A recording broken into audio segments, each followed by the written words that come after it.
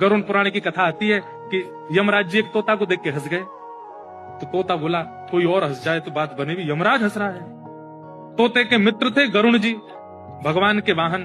तो अपनी पहुंच लगाते हैं ना लोग, जब संकट में आते हैं तो अपनी पहुंच लगाते हैं, जैक लगाते हैं, हाथ पांव फड़ाते हैं। गरुड़ जी को कहा कि भैया तुम कैसे भी एक काम करवा दो। बोले क्या? ये यमराज जी मुझे देख के हंस गए हैं, मुझे लग रहा है अब मेरे जीवन के दिन 4 बचे हैं।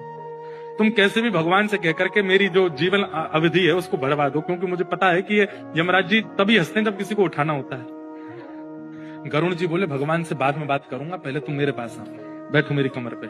गरुड़ जी उड़ा करके उनको 7 समुद्र पार एक गुफा में ले गए और वहां भीतर ले जाकर के छोड़ दिया। बोले यहाँ रहो, यहाँ कोई नहीं आएगा, और ये 2-4-10 दिन यहीं बैठे रहना, सब ठीक हो जाएगा अपने आप। और मैं जाके भगवान, मैं यमराज जी से बात करता हूँ, भगवान को छोटे काम के लिए क्यों बोलना, मेरी पहुंच तो सब जगह है। मैं भी रसातल में जाके यमराज जी से कहता हूँ तुझको नहीं लेके जाएंगे, ठीक है?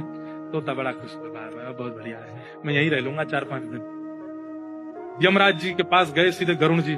गरुड़ जी तो भगवान के वाहन है, सब खड़े होते हैं, उनको देख के यमराज जी बोले आइए आइए। कैसे आए? बोले हम बस एक बात कहने आए हैं, फिर हमको जाना है वैकुंठ। हमारा एक मित्र है तोता, वहां का, उसका ये नाम है। बोले अच्छा, तुम उसको देख के हंस गए थे परसों, क्यों हंसे थे? कोई योजना बन रही हो तो मत बनाना।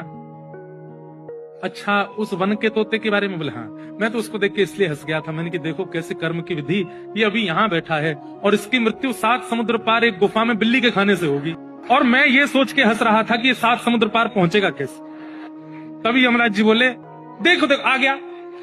पीछे देखा तो उस तोते की आत्मा आ रही थी, मर गया। गरुड़ जी बोले मैं ही छोड़ के आया था इसे। आप कौन से जन्म का अब भोग रहे हो आपको नहीं पता है भैया, वो नहीं टल सकती है। इसलिए प्रसन्न रहो, नाम जपो, कथा सुनो, खूब आनंद से रहो। इस बात का दोष मत दिया करो कि हम इतना अच्छा करते हैं, हमारे साथ बुरा क्यों होता है।